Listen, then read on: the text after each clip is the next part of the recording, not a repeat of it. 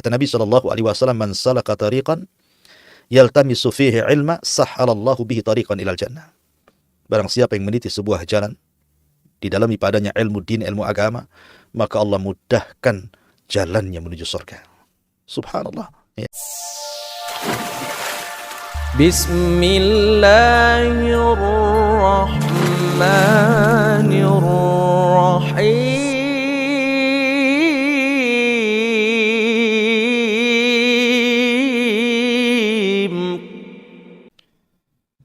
Bismillahirrahmanirrahim. Assalamualaikum warahmatullahi wabarakatuh.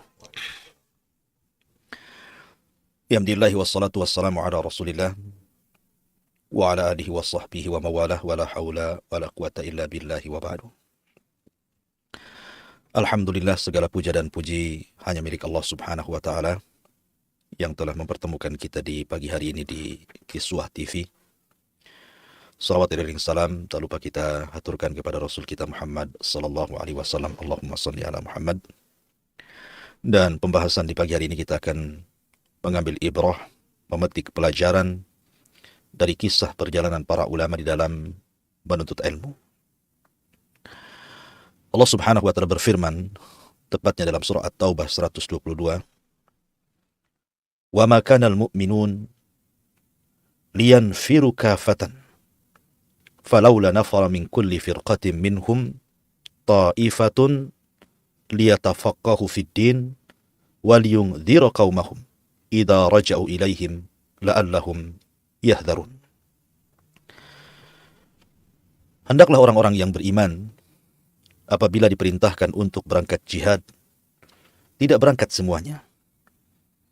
Akan tetapi ada beberapa kelompok yang mereka mengkhususkan untuk memperdalam agama dan bisa memberikan peringatan kepada kaumnya agar mereka kembali kepada kebenaran. Dari sini Nabi Shallallahu Alaihi Wasallam tidak pernah memberangkatkan semua orang untuk jihad, tetapi ada orang-orang khusus yang oleh Nabi Shallallahu Alaihi Wasallam, para sahabat Nabi Shallallahu Alaihi Wasallam, untuk mempelajari agama supaya mereka menjadi para duat. Misal saja seperti Abi Dzar Al-Ghifari radhiyallahu an. Banyak peperangan yang tidak terlibat di dalamnya karena dia sibuk mendakwai kabilahnya. Artinya di sini bahwa pengetahuan agama itu penting. Bahkan jihad sendiri, kalau tanpa ada pengetahuan ilmu tentang jihad, bisa saja kemudian jihad itu justru tidak karena Allah Subhanahu wa taala. Makanya kenapa Allah Subhanahu wa taala memuliakan Adam alaihi salatu wassalam dari sekian banyak para malaikat yang Allah ciptakan? Kata para ulama, karena Adam alaihi salatu wassalam dilebihkan oleh Allah dari segi pengetahuannya. Wa 'allama Adam al-asma'a kullaha, karena Allah ajarkan kepada Adam nama-nama semuanya. Makanya Allah Subhanahu wa taala mengangkat siapapun derajat orang-orang yang beriman di antara kalian dan derajat orang-orang yang berilmu di antara kalian. Sebagaimana Allah katakan dalam surah Al-Mujadilah ayat 11, "Yarfa'illahu alladhina amanu minkum walladhina utul ilma darajat." Allah angkat orang-orang yang beriman di antara kalian dan orang-orang yang berilmu di antara kalian beberapa tingkatan. Dan itu kita bisa saksikan dalam sejarah. Abu Hurairah radhiyallahu an adalah ashabus suffah. Dan dia orang Daus Yaman, orang fakir, orang miskin. Terkadang dia beberapa hari tidak makan, hanya memakan kurma dan juga air putih saja. Akan tetapi karena Abu Hurairah radhiyallahu an bermulazamah bersama Nabi Shallallahu Alaihi Wasallam, dia habiskan waktunya hanya untuk belajar. Ketika orang-orang Mekah sibuk dengan berniaga dan orang-orang Madinah sibuk dengan perkebunan, dia sibuk bermulazamah bersama Rasul. Makanya wajar Abu Hurairah walaupun hanya 4 tahun berjumpa dengan Rasul dan terlibat pada Ashabus Suffah, tapi siapa yang tidak kenal dengan Abu Hurairah? Hampir dalam setiap bab dalam ilmu agama yang kita anut, baik bab seputar ibadah muamalah, hatta masalah akidah. Banyak riwayat Abu Hurairah radhiyallahu an. Kalau Anda membaca kitab Taharah, di situ ada hadis an Abi Hurairah. Membaca kitab salat ada hadis an Abi Hurairah. Baca kitab tentang masalah puasa, zakat, haji, ada hadis an Abi Hurairah. Termasuk dalam bab muamalah, termasuk juga dalam bab akidah. Karena dia adalah sahabat yang paling banyak meriwayatkan hadis Nabi SAW dan Allah angkat derajatnya. Didoakan oleh semua manusia apabila membaca hadisnya radhiyallahu anhum wa radwan. Di zaman Amirul Mukminin Umar bin Khattab radhiyallahu an, ketika gubernur Mekah safar menemui Amirul Mukminin di Madinah, maka Umar bin Khattab radhiyallahu an mempertanyakan siapa yang mengurus Mekah. Maka gubernur ini mengatakan, wakilku. Kemudian Umar bin Khattab mengatakan, siapa wakilmu? Saya tidak kenal. Maka dia mengatakan, Ibnu Abza. Kata Umar bin Khattab, siapa Ibnu Abza itu? Maka dia mengatakan, dia dulu mantan budakku. Kemudian aku merdekakan dan sekarang menjadi wakilku di Mekah sana. Kata Umar bin Khattab, kenapa tidak mencari orang merdeka? Kenapa pula mantan budak? Maka wali Mekah mengatakan, bi annahu alimun bi kitabillah wa alimun bi faraidillah. Karena Ibnu Abza, wahai Amirul Mukminin, dia pakar Quran dan dia alim tentang faraid dan dia sangat adil apabila memutuskan sebuah perkara. Ketika mendengar hal itu, Umar pun takjub dan mengatakan, subhanallah, sadaqa Rasulullah sallallahu alaihi wasallam. Telah benar ucapan Nabi sallallahu alaihi wasallam, innallaha yarfa'u bihadzal kitaba aqwaman wa yadha'u al-akharin. Sungguh Allah telah mengangkat sebagian kaum dengan Al-Quran dan Allah pula merendahkan sebagiannya. Ma'asyiral muslimin yang dimuliakan Allah Azza wa Jalla, lihat mantan budak, karena dia pakar Quran dijadikan wakil gubernur. Begitulah bukti Allah mengangkat. Karena barometer di zaman itu, orang yang dijadikan atau ditunjuk sebagai pemimpin adalah karena pakar mereka dalam agama. Seperti contohnya Nabi SAW ketika mengutus Sariyah, sebuah pasukan yang tidak dipimpin Nabi SAW. Maka Rasul terkadang bertanya kepada mereka, kam hafidtum min kitabillah. Berapa banyak Al-Quran yang kalian hafal? Rasul tidak mempertanyakan soal ketangkasan perang, soal ketangkasan berkuda, sudah berapa kali berjihad, sudah berapa kali membunuh, dan begitu seterusnya. Tapi Rasul bertanya soal kemahiran seseorang dalam Al-Quran. Maka yang satu mengatakan sekian juz, yang satu mengatakan sekian ayat, yang satu mengatakan sekian surat. Maka Nabi SAW ketika melihat ada sahabat yang lebih banyak hafalan Al-Quran dibandingkan sahabat yang lainnya, maka Rasul mengatakan, idzan anta imamuhum. Kalau begitu engkau yang menjadi pemimpin mereka. Lihat, Nabi SAW menjadikan pemimpin itu karena agama dulu, ilmunya, karena kepakarannya dalam Al-Quran. Bukan masalah ketangkasan dalam perang, itu juga perlu. Menunjukkan bahwa Nabi SAW sangat mengagungkan, menghargai orang yang berilmu. Ya, karena Allah mengagungkan, maka Rasul pun mengagungkan. Dan siapapun yang mengagungkan ilmu, maka Allah dan Rasulnya akan memuliakannya. Ma'asyiral muslimin, para pemirsa kiswah TV yang dimuliakan Allah Azza wa Jalla. Makanya Nabi SAW tidak pernah diperintahkan Allah. Tidak pernah diperintahkan Allah Azza wa Jalla untuk meminta tambahan kecuali dalam ilmu. Allah berfirman dalam surah Taha, wa qul rabbi zidni ilma. Katakan ya Muhammad, Rabbi, wahai Rabbku, zidni, tambahkan kepadaku ilmu pengetahuan. Itulah perintah Allah kepada Rasul. Agar Rasul berdoa kepada Allah, Rabbi zidni ilma, ya Allah tambahkan dan tambahkan pengetahuanku. Karena hanya dengan ilmu seseorang bisa membedakan mana yang hak, mana yang batil. Mana yang baik, mana yang buruk. Mana tauhid, mana syirik. Mana sunnah, mana lawannya. Mana taat, mana maksiat. Mana hitam, mana putih. Mana ikhlas, mana yang tidak ikhlas. Makanya kenapa para ulama mengatakan al-ilmu wasilatun ala kulli fadilah. Ilmu itu wasilah untuk mencapai keutamaan. Keutamaan apa saja? Keutamaan dunia, keutamaan akhirat, atau mungkin kedua-duanya. Karena kalau Anda ingin dunia, ada ilmunya. Kalau Anda ingin akhirat, juga ada ilmunya. Kalau Anda ingin kedua-duanya juga, ada ilmunya. Jadi berkisar di pengetahuan. Ma'asyiral muslimin yang dimuliakan Allah Azza wa Jalla.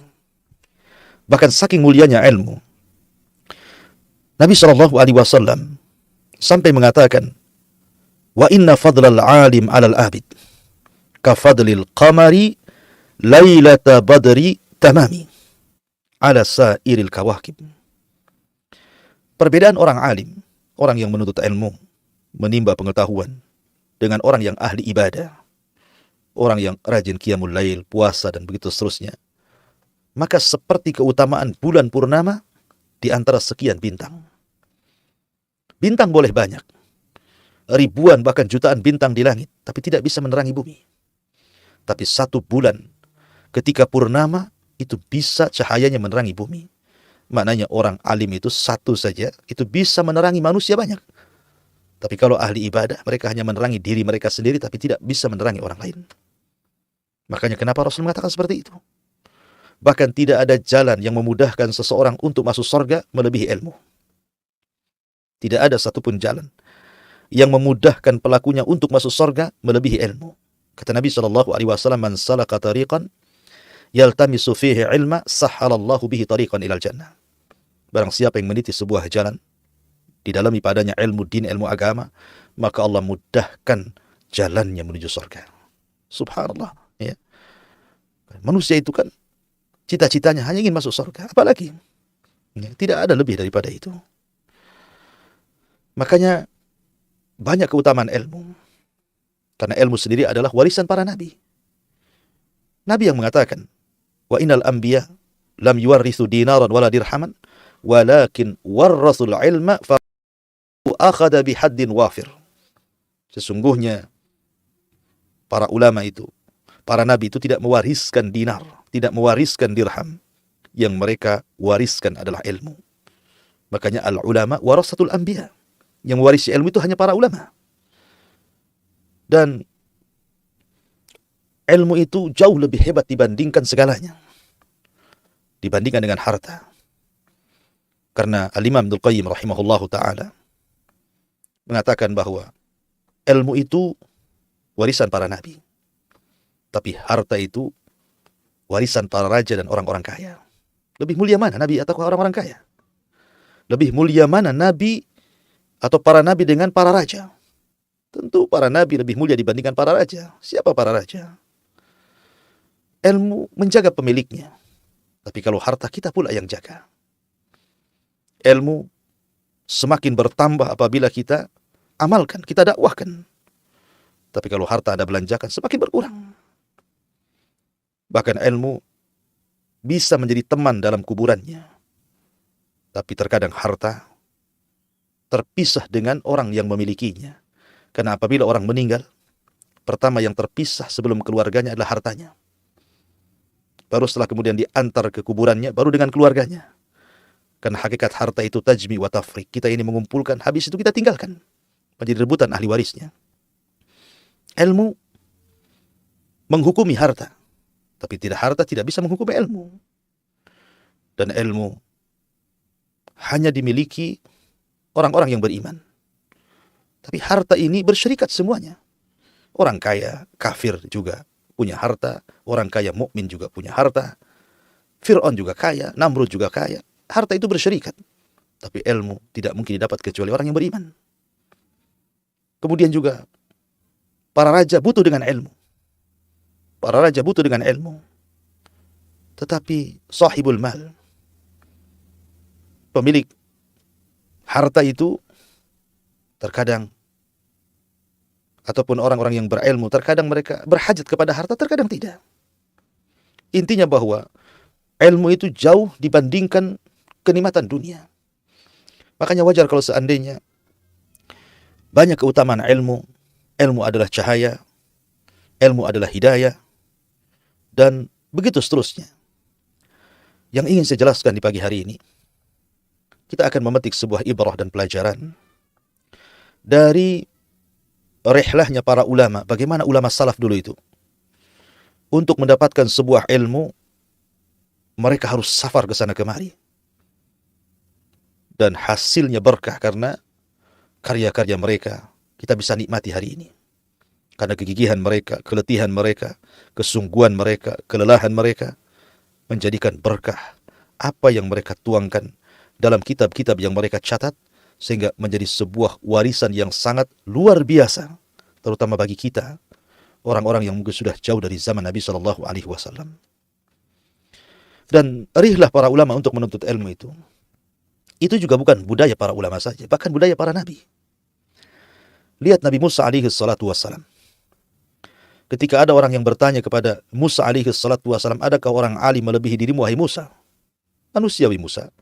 Dan sebenarnya jawabannya benar. Dia mengatakan tidak ada. Dia lupa mengucapkan insya Allah. Maka Allah subhanahu wa ta'ala menguji Musa dan mengatakan ada. Ada orang yang memiliki pengetahuan yang pengetahuan itu tidak Anda miliki. Siapa dia? Khidir. Makanya Allah subhanahu wa ta'ala memerintahkan Musa untuk rihlah, mencari Khidir. Yang tidak dijelaskan berapa hari, berapa bulan, berapa tahun. Karena memang alamatnya tidak jelas, hanya pertemuan dua lautan, dan cirinya kalau seandainya ikannya yang dibawa itu hidup kemudian loncat. Disitulah Khidir berada. Kalau bukan karena Allah, kemudian usahanya Nabi Musa tentu tidak akan dipertemukan Musa dengan Khidir. Akan tetapi Allah subhanahu wa ta'ala sudah mengatur segalanya. Musa pun belajar kepada Khidir. Walaupun secara keutamaan Musa jauh lebih hebat dibandingkan Khidir. Karena Musa ini seorang nabi, seorang rasul, ulul azmi, kalimullah, nabi yang paling masyhur dari nabi-nabi Bani Israel. Sementara Khidir aja diperselisihkan kenabiannya, apakah dia nabi atau bukan. Tetapi begitulah belajar. Bukan hanya mengambil ilmu dari orang yang di atas kita, tapi terkadang juga mengambil ilmu dari orang yang di bawah kita atau setara dengan kita. Itulah ilmu, tanpa membeda-bedakan. Karena ilmu itu memuliakan pemiliknya.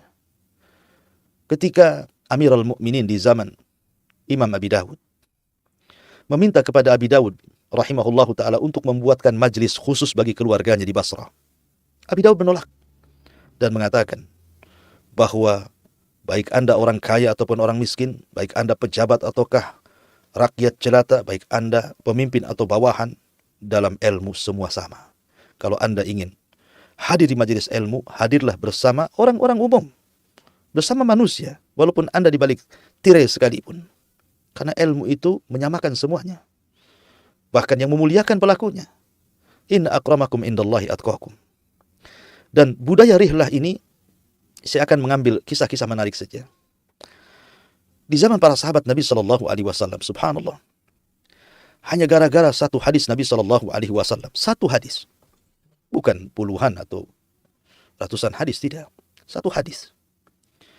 Lihat bagaimana semangatnya seorang sahabat Nabi SAW, seperti kisah Jabir bin Abdullah radhiyallahu anhu yang sangat ma'ruf sekali. Ketika Jabir bin Abdullah radhiyallahu anhu mendengar sebuah hadis, yuhsarun nas yaumal qiyamah khufatan uratan ghurlan buhman, bahwa manusia pada hari kiamat itu akan dikumpulkan telanjang, tanpa alas kaki, tidak dikhitan, dan tidak bawa harta di badan. Dia mendengar hadis ini dari seorang sahabat, tapi tidak mendengar langsung dari Rasul. Dia mendengar dari seorang sahabat, namanya Abdullah ibn Unes. Dan kebetulan Abdullah ibn Unes ini ada di Syam. Sementara Jabir bin Abdullah itu ada di kota Madinah. Ketika mendengar bahwa hadis yang ia dengar bukan orang yang langsung mendengar dari Rasul, tapi mendengar dari Abdullah bin Unes, subhanallah, sahabat ini, mereka ingin memastikan dan ingin mendapatkan sanad ulu. Sanad ulu itu artinya lebih dekat dengan Rasul, lebih baik. Itu yang dikejar para sahabat. Sebab kalau mengambil dari orang ketiga atau keempat, maka semakin jauh dari Rasul. Dia ingin orang yang langsung mendengar dari Nabi SAW. Padahal dia sudah hafal hadis itu dan sudah mendengarnya. Berangkatlah Jabir bin Abdullah dari Madinah menuju Syam. Itu perjalanan 1 bulan menggunakan unta.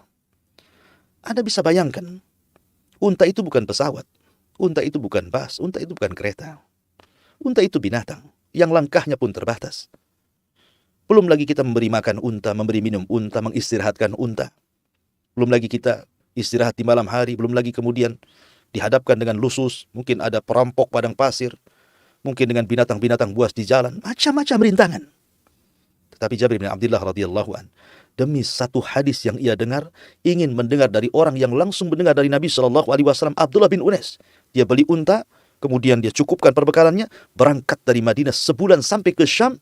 Akhirnya Allah pertemukan dengan Abdullah bin Unes dan mengatakan, ya Abdullah, benarkah kau mendengar dari Nabi SAW hadis yang kudengar, yuhsyaru yaumal qiyamah, pada hari kiamat akan dikumpulkan, yuhsyarun nas yaumal qiyamah khufatan uratan ghurlan buhman.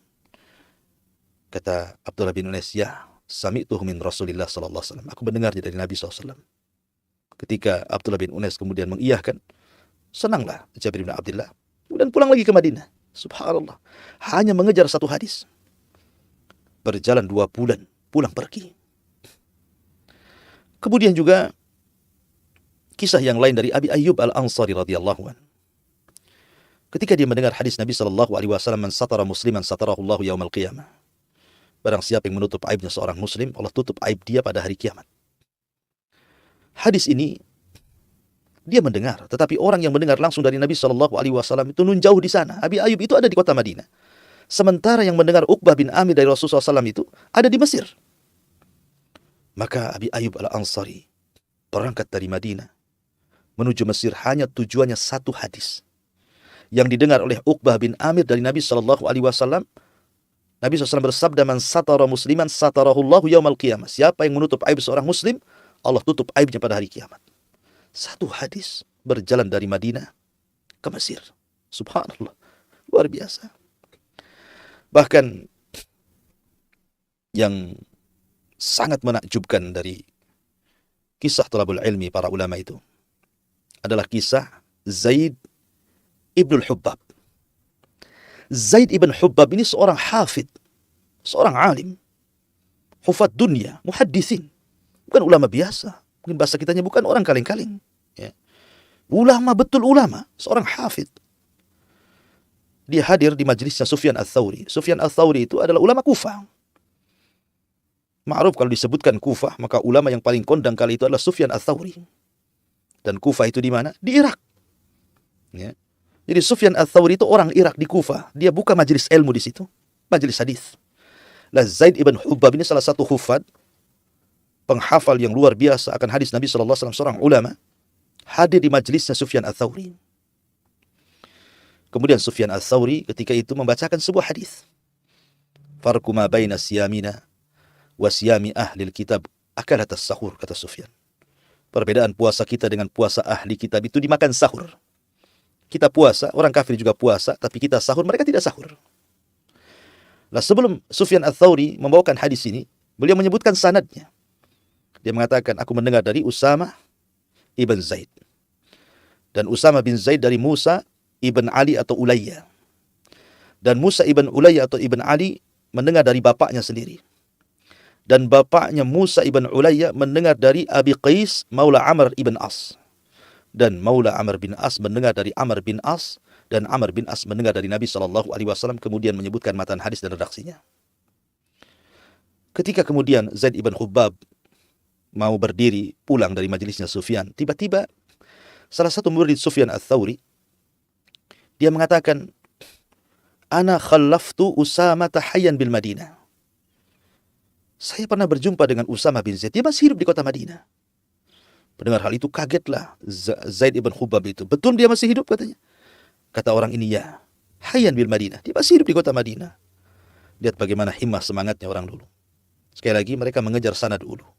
Sanad yang lebih dekat dengan Nabi. Walaupun dia mendengar hadis itu dari Sufyan, dia ingin mendengar langsung dari gurunya, Usama bin Zaid. Ketika mendengar bahwa dia masih hidup di Madinah, subhanallah, Irak, Kufah itu ke Madinah itu jauh. Ya.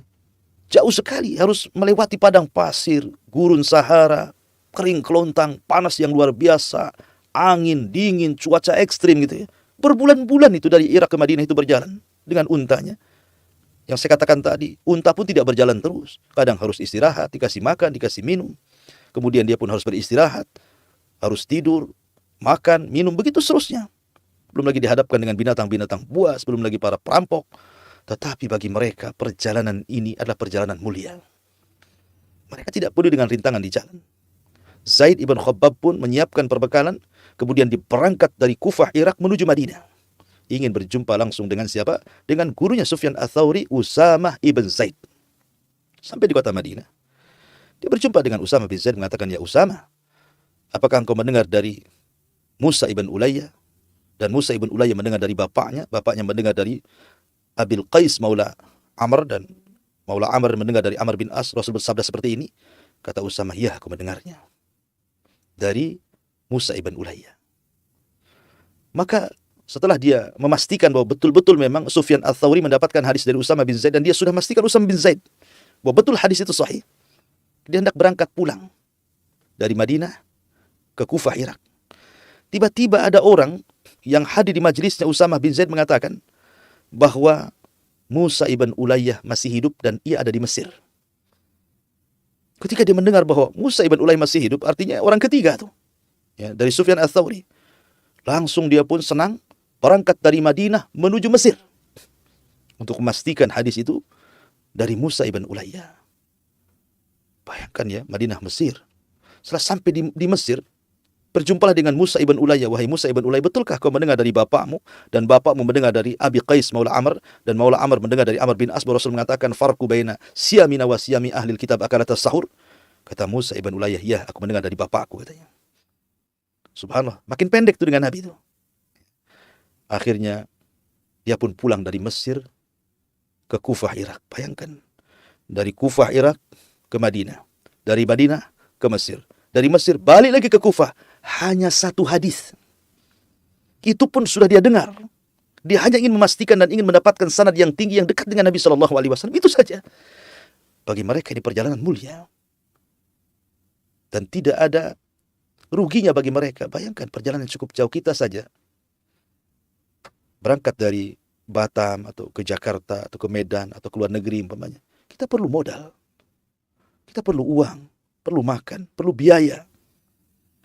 Ini orang berjalan dengan kendaraan yang sederhana, kali itu hanya dengan unta saja. Berapa uang yang mereka habiskan coba untuk makan di jalan saja?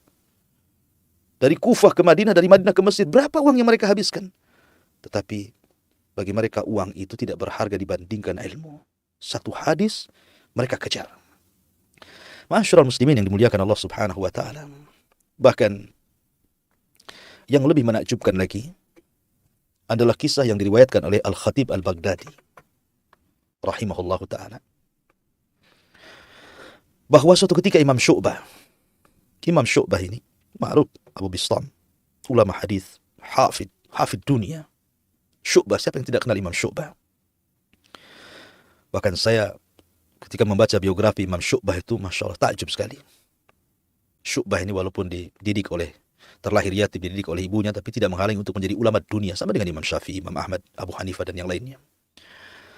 Jadi suatu ketika Syu'bah ini yatadzakarun, sedang bermuraja tentang hadis Nabi SAW di sebuah majelis. Jadi banyak orang di situ. Ada Syu'bah, ada para talabatul ilmi yang lainnya. Kemudian mereka sedang mudzakarah, ya, sedang murajah ilmu. Syu'bah mendengar. Tiba-tiba kemudian salah seorang di antara mereka membawakan hadis Nabi SAW tanpa mengecek apakah hadis itu sahih atau tidak. Langsung dia mengatakan, haddatsana Israil, maksudnya Israil ibn Yunus. An Abi Ishaq, maksudnya Abi Ishaq As-Sabi'i. An Abdullah ibni Atha, an Uqbah ibn Amir, qala, kunna natanawab ri'ayat al-ibili ala ahdi Nabi SAW. Kemudian menyebutkan redaksi hadis, panjang hadisnya. Tiba-tiba Syu'bah ini marah. Ditempelengnya orang itu. Habis itu dia bangkit dari majelis, pulang ke rumah. Orang ditempeleng ini menangis. Ya, ulama. Setelah beberapa waktu, Syu'bah pun keluar. Orang-orang pun mengatakan, ya Syu'bah, kau sudah menyakiti dia. Kenapa kau tempeleng dia? Kata Syu'bah, mungkin bahasa kitanya, kurang ajar mungkin bahasa kitanya. Harusnya ketika membawa sebuah riwayat hadis itu, pastikan dulu sanadnya benar atau tidak, hadisnya sahih atau tidak, mungkin bahasa kita seperti itu. Jangan main diceritakan saja, katanya. Kalau kalian ingin tahu tentang riwayat derajat hadis itu, di sini Syu'bah bercerita. Kata Syu'bah, ketika aku mendengar hadis itu dengan sanad yang kalian sebutkan, ya, ketika itu aku berjumpa dengan Abi Ishaq As-Sabi'i. Aku bertanya, ya Aba Ishaq, apakah engkau mendengar dari Abdullah ibn Atha hadis itu? Abi Ishaq diam. Sampai akhirnya Syu'bah pun terus memaksa kepada Abi Ishaq, benarkah kau mendengar dari Abdullah ibn Atha? Katanya, hadis itu. Kan ingin bagaimanapun Syu'bah ingin betul-betul mendapatkan kepastian bahwa Abu Ishaq itu mendengar dari Abdullah ibn Atha tadi. Karena begitulah syaratnya meriwayatkan sebuah hadis. Ya.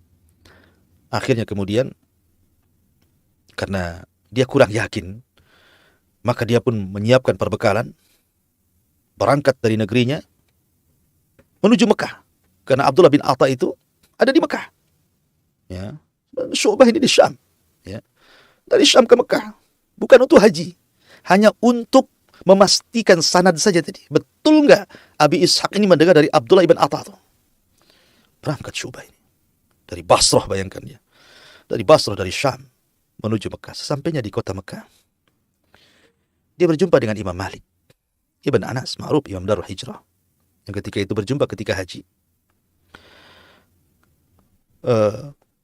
Setelah itu kemudian dikatakan bahwa Abdullah ibn Atha tahun ini tidak haji. Dia masih di kota Madinah. Berangkatlah memang akhirnya Syu'bah ini mencari Abdullah bin Atha, menanyakan apakah betul Abdullah ibn Atha ini betul-betul mendengar hadis itu dari seorang rawi, Sa'ad ibn Ibrahim. Ya. Lah ini ragu-ragu nih Syu'bah ini. Rupanya setelah diteliti, ditanyakan, rupanya sanadnya pun tidak jelas. Artinya hadis itu tidak sahih. Karena tidak jelas sanadnya. Padahal dia sudah jalan dari Basrah ke Mekah, dari Mekah ke Madinah gitu kan.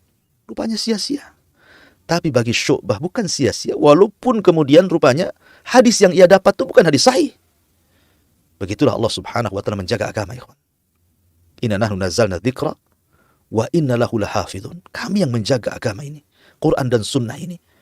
Ya, kami utus orang-orang yang menjaga mereka untuk memisahkan antara hadis yang sahih dan dhaif, antara hadis yang sahih dan hadis yang batil. Diutuslah orang-orang seperti Syu'bah. Mereka lah yang menjaga agama ini. Ma'asyiral muslimin yang dimuliakan Allah Azza wa Jalla. Sampai Syu'bah mengatakan, "Lau sahha li mithla hadzal hadis an Rasulillah sallallahu alaihi wasallam kana ahabbu ilayya min ahli wa mali wa minan nasi ajmain." Subhanallah, Syu'bah mengatakan, kalau seandainya hadis yang ku cari selama ini, yang ku betul-betul tanyakan sanad-sanadnya, si fulan mendengar enggak kepada si fulan, si alan mendengar enggak pada si fulan, kalau memang hadis ini sahih, demi Allah, aku lebih mencintai hadis ini dibandingkan keluargaku, hartaku, bahkan seluruh manusia yang kucintai. Sampai Syu'bah mengatakan seperti itu. Begitulah perjalanan para ulama, ikhwan. Di mana kita dengan para ulama? Di mana kita dengan mereka para ulama? Makanya bagi mereka ilmu itu sebuah kelezatan. Sebuah kelezatan yang luar biasa. Bagi mereka ilmu itu kelezatan, melebihi dunia dan kenikmatannya. Saya akan sebutkan sebuah kisah. Kisah perdebatan seorang alim muhadditsin, Al-Imam At-Tabrani, dengan Abu Bakar Al-Ji'abi. Ma'ruf, Imam Tabrani, ya, karya-karya besar. Kalau kita membaca hadis kan ada Rawahu Tabrani, Rawahu Ibnu Majah, Rawahu Abu Dawud gitu ya. Jadi Tabrani salah satu perawi hadis, pengeluar hadis. Dia berdebat dengan Abu Bakar Al-Ji'abi ini. Tabrani dilebihkan oleh Allah dengan hafalan yang kuat. Sementara Al-Ji'abi ini dilebihkan kecerdasannya. Ya, jadi berdebat nih dua ulama ini. Satu dilebihkan hafalan dan satu dilebihkan kecerdasan. Berdebat. Ya. Ketika Imam Tabrani mengatakan begini, dibantah oleh Al-Ji'abi mengatakan begini, dibantah lagi Tabrani begini. Lah ketika itu perdebatan dihadiri oleh seorang penguasa. Ya, oleh seorang raja, seorang wazir namanya Ibnul Amid. Hadir dalam perdebatan itu. Seorang wazir itu artinya menteri. Menteri dalam sebuah negara. Dia hadir dalam perdebatannya Tabrani dengan Al-Imam Abi Bakar Al-Ji'abi ini. Nggak ada yang kalah, nggak ada yang menang. Saling membantah begini-begini. Sampai akhirnya Imam Al-Ji'abi, karena kecerdasannya, dia mengatakan kepada Tabrani, "Ya Tabrani, indi hadithun laisa fid dunya illa indi." Ya Tabrani, sesungguhnya aku punya hadis. Di dunia ini tidak ada yang punya hadis itu kecuali aku. Katanya. Aku punya satu riwayat hadis. Di dunia tidak ada yang punya kecuali aku saja. Kata At-Tabrani, mana hadisnya? Hadis yang apa yang tidak dimiliki kecuali engkau itu? Seperti apa riwayatnya? Sebutkan sanadnya, katanya. Mulailah berkata Al-Ji'abi ini. Haddatsana Abu Khalifah. Haddatsana Sulaiman ibn Ayyub. Wa haddatsa bil hadis. Kemudian Al-Ji'abi ini mulai menyebutkan sanadnya dulu sebelum sampai ke redaksi hadis matanya itu. Telah menceritakan kepada kami Abul Khalifah. Dan Abul Khalifah mengatakan telah menceritakan kepada kami Sulaiman ibn Ayyub. Dan Sulaiman ibn Ayyub telah menceritakan kepada kami fulan, sampai kepada Nabi SAW. Tiba-tiba Tabrani tertawa terbahak-bahak. Tertawa lepas. Sampai orang melihat, macam mana Tabrani tiba-tiba tertawa lepas seperti itu. Seolah bahagia luar biasa. Kata Al-Jihabi, "Limadha tadhak ya Tabrani? Kenapa kau tertawa hai Tabrani?" Kata Imam Tabrani, "Ya Jihabi, kamu tidak tahu Sulaiman ibn Ayyub itu siapa? Sulaiman ibn Ayyub itu saya. Nama saya itu Sulaiman ibn Ayyub. Dan Abu Khalifah mengambil hadis itu dariku."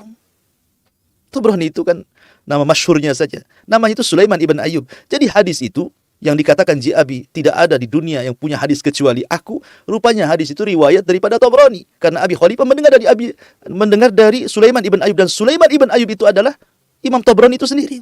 Makanya dia tertawa lepas. Bahagia luar biasa. Lah, Al-Wazir ibn Amid ini menyaksikan akhirnya tertawa dua-duanya. Yang tadinya sudah tegang berdebat. Dia mengatakan, kata Ibnul Amid, "Fawadidtu anna al-wazarata wa ri'asata lam takun li wa kuntu ana Tabrani. Wa farihtu misla al-farahi alladhi faraha Tabrani li ajli al-hadis."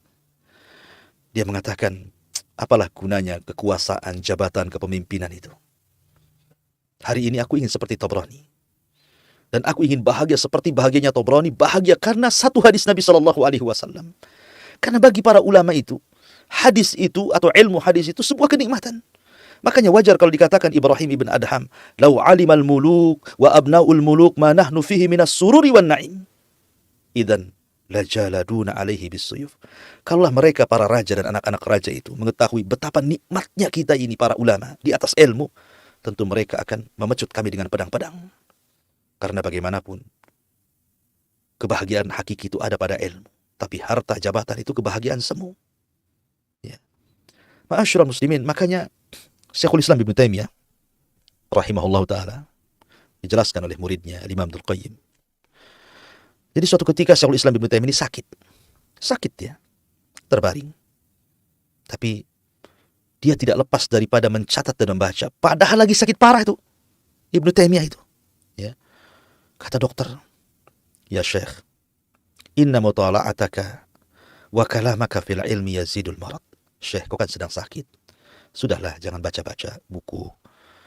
Kemudian jangan terlalu banyak bicara tentang masalah ilmu. Akan menambah rasa sakitmu. Karena kau ini perlu istirahat, perlu tidur. Ada waktu-waktunya kau membaca, ada waktu-waktunya kau istirahat. Kemudian Ibnu Taimiyah mengatakan, "La asbir ala dhalik." Tapi saya tidak bisa sabar. Saya sudah terbiasa baca, terbiasa mutola'ah ilmu. Saya tidak bisa meninggalkan ini, kata Ibnu Taimiyah. "Wa ana uhakimuka ila ilmik." Sekarang gini saja, saya mau berdebat soal kesehatan. Ibnu Taimiyah ngajak debat dengan dokter. Dia mengatakan, "Dok, alaisatin nafsu idza farihat wa surrat qawiyat tabi'atu wa dafa'atil marad." Ya dok, saya mau tanya, bukankah kalau seandainya orang sakit, apabila hatinya tenang, hatinya senang, hatinya tentram, itu bisa memulihkan kesehatan, mudah untuk menjadi sebuah penyembuhan. Ya. Kan itu teori Anda, wahai dok. Kalau orang sakit, senang, tenang, tidak banyak pikiran, kan lebih cepat sembuhnya. Makanya ini, kata Ibnu Taimiyah, ini teori kesehatan. Makanya kalau Anda yang diberikan musibah sakit, tidak perlu stres. Justru stres itu menambah sakit. Sudah terima saja ini takdir Allah Subhanahu wa Ta'ala.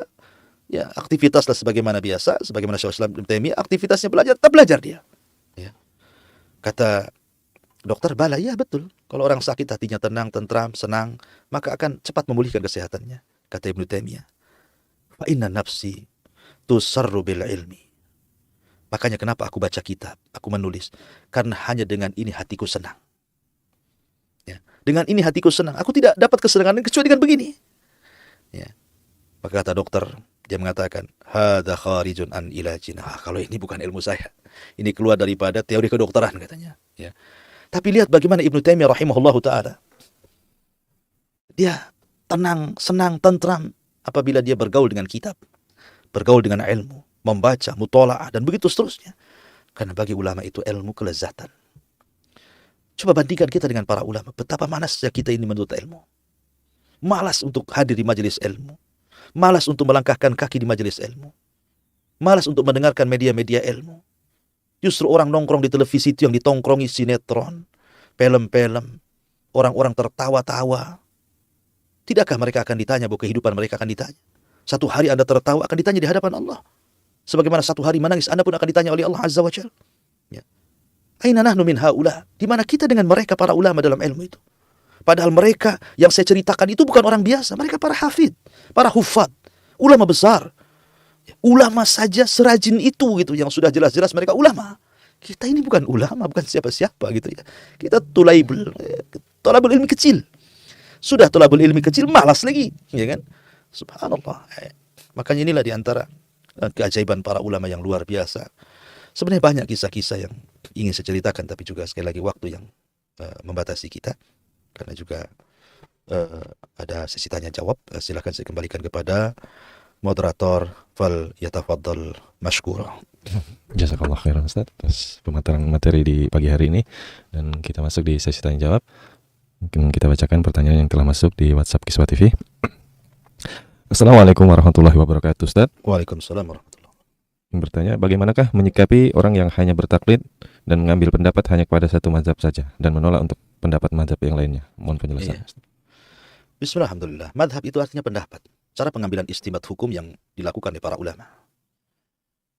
Orang bermadhab itu ada 3 kelompok. Yang pertama, kelompok yang mereka fanatik dengan madhab. Kalau Syafi'i, Syafi'i saja. Hambali, Hambali saja. Maliki, Maliki saja. Hanafi, Hanafi saja. Sebenarnya madhab itu banyak. Ada madhab Ats-Tsauri, ada madhab Ibnu Uyainah, ada madhab Auza'i, banyak. Cuman karena murid-muridnya tidak menyebarkan madhabnya, maka tidak terkenal. Sementara yang 4 ulama ini, Ahmad, Abu Hanifah, Malik, dan Syafi'i ini, murid-muridnya menyebarkan pendapat-pendapat, pandangan-pandangan gurunya sehingga tersebar pendapatnya atau madhabnya di berbagai macam negara. Mungkin negara kita ini yang mayoritas Syafi'i gitu. Ya. Nah, ada orang-orang itu yang mereka taklid dengan madhab. Dan taklid dengan madhab ini bahaya. Ya, taklid dengan madhab ini bahaya karena zaman dulu gara-gara taklid madhab berperang. Bahkan sebagian mereka memfatwakan tidak boleh menikah dengan selain daripada madhabnya. Ya, seperti itu. Ya. Bahkan akibat daripada fanatik madhab zaman dulu, akhirnya mereka gulu kepada imam-imam madhabnya. Bahkan berani membuat hadis Nabi SAW yang itu tidak pernah disabdakan Rasul. Seperti contohnya, saking fanatiknya di zaman itu kepada madhab Abu Hanifah. Ketika ada perdebatan antara ulama Hanafi dengan ulama Syafi'i, kalahlah ulama Hanafi ini dalam perdebatan itu.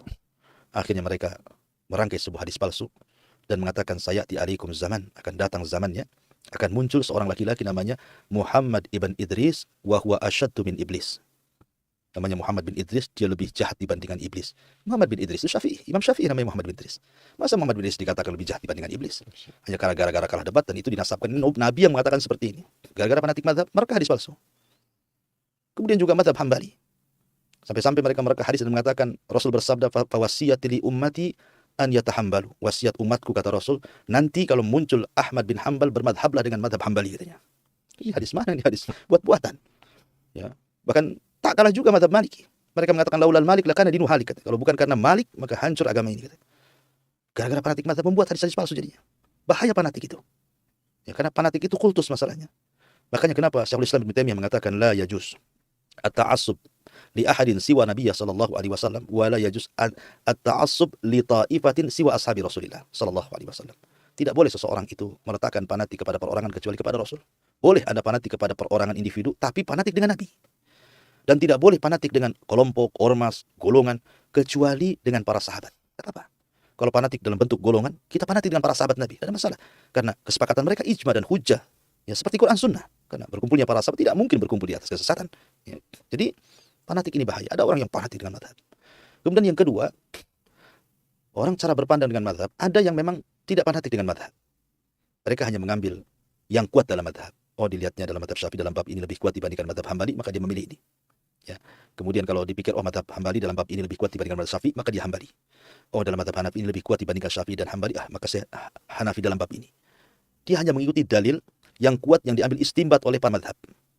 Ya, ini kelompok yang insaf, yang adil. Bahwa kebenaran itu adalah di Al-Quran dan hadis Nabi SAW yang diambil istimbat hukum oleh para ulama madhab. Mereka dia tidak fanatik, tapi juga tidak membatasi satu madhab. Kemudian ada kelompok yang ketiga, sama sekali nggak mau bermadhab. Mutakallimun ahli kalam. Nggak perlu saya madhab-madhaban. Pokoknya saya Quran Sunnah. Saya tidak Syafi'i, nggak Maliki, nggak Hambali, nggak perlu saya madhab-madhaban.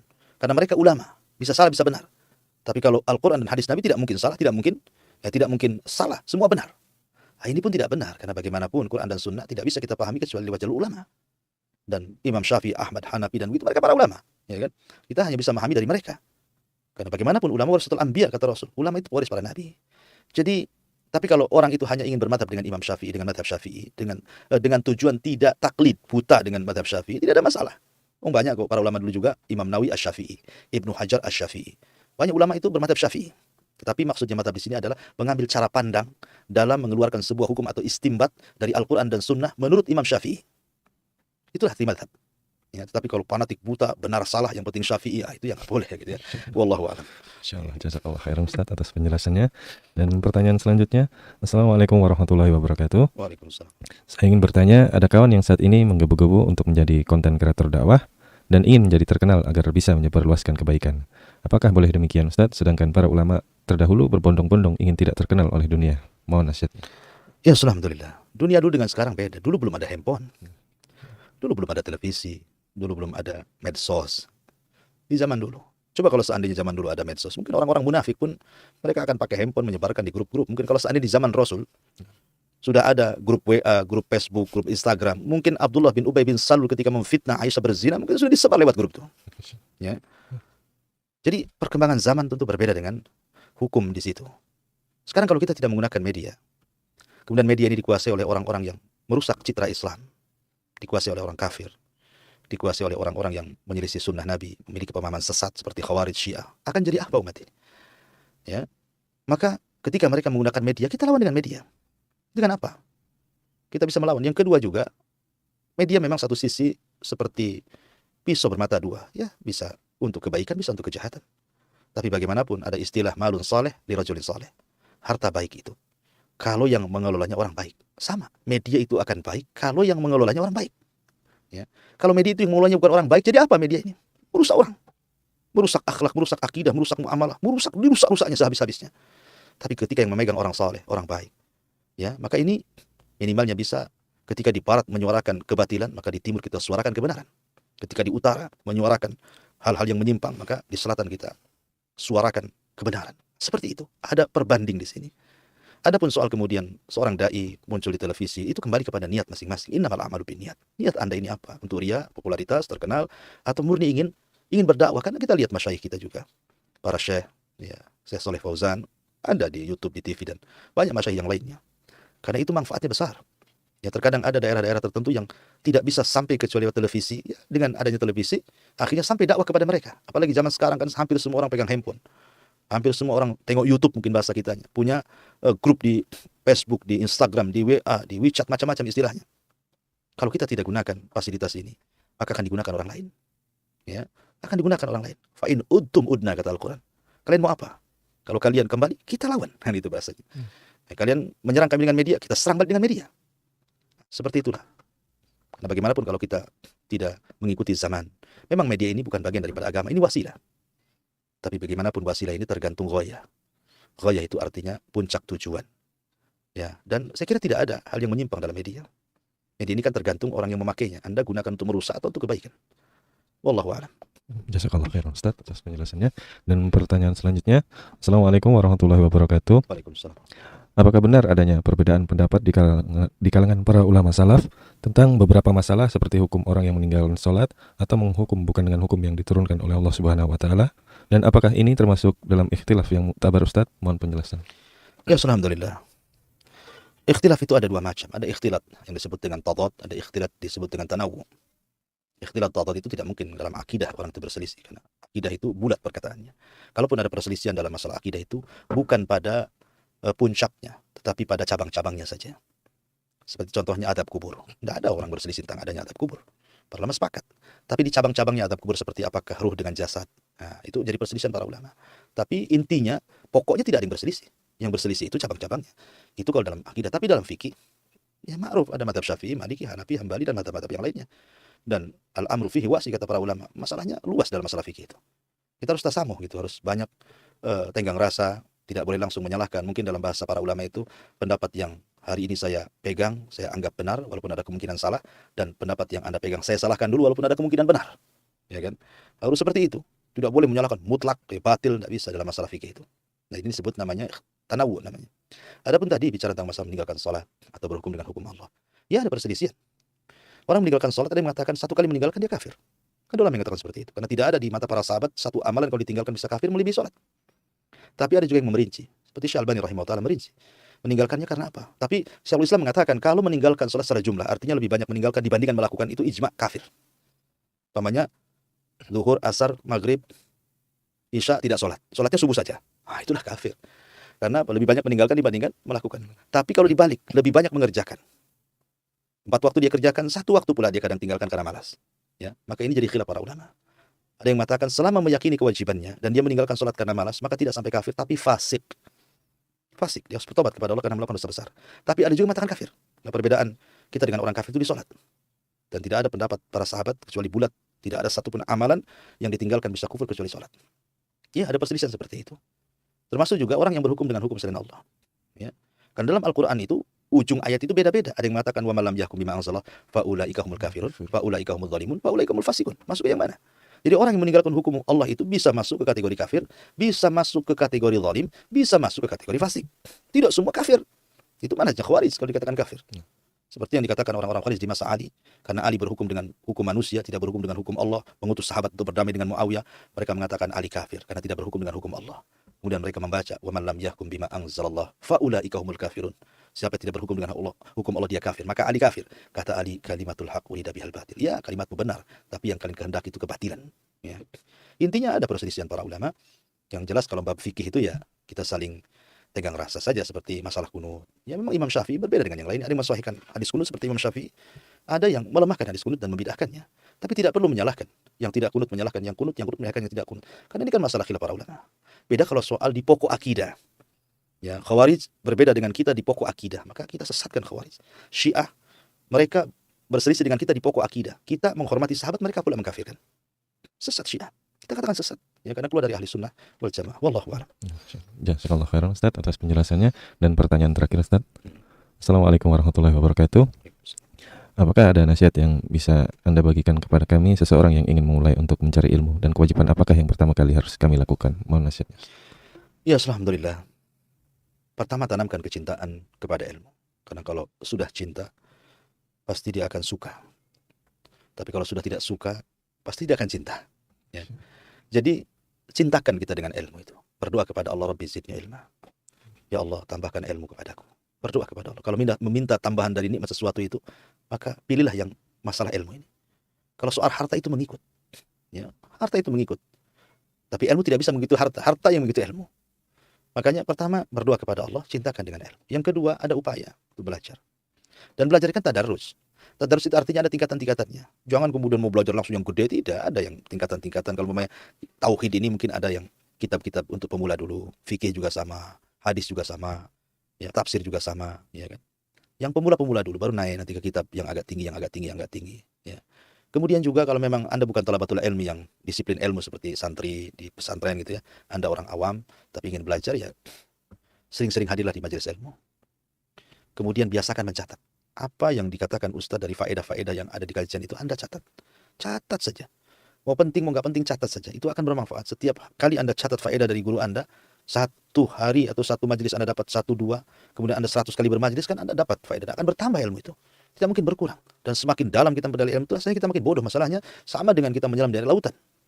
Makin nyelam, makin luas lautan itu. Nah, itulah ilmu. Karena ada 2 perkara kalau dicari nggak puas. Harta dan juga ilmu. Ya. Jadi, jangan tinggalkan majelis ilmu. Kalau memang tidak ada majelis ilmu, maka ada media. Anda bisa dengarkan media. Tentu harus memilah dan memilih media yang tidak merusak. Karena orang Khawarij juga punya media. Orang Syiah juga punya media. Orang-orang aliran sesat juga ada medianya. Ya. Orang-orang liberal juga punya media. Bahkan orang-orang kafir juga punya media. Jadi harus memilah-milih media. Kemudian setelah Anda tahu, oh ini media ini menyeru kepada Al-Quran dan Sunnah, ya, menyeru kepada Islam yang murni, para sahabat Nabi SAW, ya Anda dengarkan untuk sebagai wawasan penyempurna ilmu. Walaupun hakikatnya belajar itu sebenarnya hadir di majelis ilmu. Itu hakikat orang belajar. Karena faedahnya banyak, bukan hanya dapat pengetahuan saja, tetapi juga ketika kita hadir di majelis ilmu, duduknya saja di situ sudah didoakan malaikat. Ketika selesai ngaji, pulang pun diampuni dosa-dosanya. Qumu maghfuran lakum qad budilat sayyi'atikumul hasanat. Berdirilah, karena dosa-dosa kalian sudah diampuni dan keburukan kalian sudah digantikan dengan kebaikan. Luar biasa. Belum lagi dapat ilmu tuh. Majelisnya sudah berkah. Jadi jangan tinggalkan majelis ilmu. Kemudian jangan berkawan dengan orang-orang yang ahli maksiat, tapi berkawan dengan orang-orang soleh. Berkawan dengan orang yang cinta dengan ilmu, maka akan dicintakan dengan ilmu. Berkawan dengan orang-orang yang suka bermajelis ilmu, supaya Anda juga tertarik untuk hadir di majelis ilmu. Berkawan dengan orang-orang yang hafal Quran, supaya Anda tertarik untuk menghafal Quran. Karena bagaimanapun al-mar'u ala dini khalil. Al-mar'u ala dini khalili. Falyangdur amman yukhalil. Kata Rasulullah, seseorang itu ditentukan agama kawannya. Ya, maka lihat kawannya siapa. Ya, maka penting, lingkungan juga penting. Lingkungan, teman, doa, dan istiqomah itu juga penting. Ya, jangan satu kali ngaji liburnya 1 bulan pula kan itu ya. Ya, itu nanti dapatnya juga sedikit ya. Jadi istiqomah, cari. Kalau Anda tidak sempat karena sibuk bekerja, ya disempat-sempatkan lah. Harus ada waktu, nggak mungkin antum dunia saja. Masa Anda ada kesempatan waktu liburan Anda bisa di majelis ilmu? Nggak bisa nongkrong depan televisi dakwah mencatat gitu kan. Jangan jiping, artinya ngaji kuping itu enggak. Kalau bisa itu betul-betul nyatat. Ya dihafal, karena bagaimanapun ilmu itu akan didapat dengan cara dihafal, dipahami, diamalkan, didakwahkan. Karena Allah yang mengatakan, wal asri innal insana lafi khusrin illa alladziina amanu.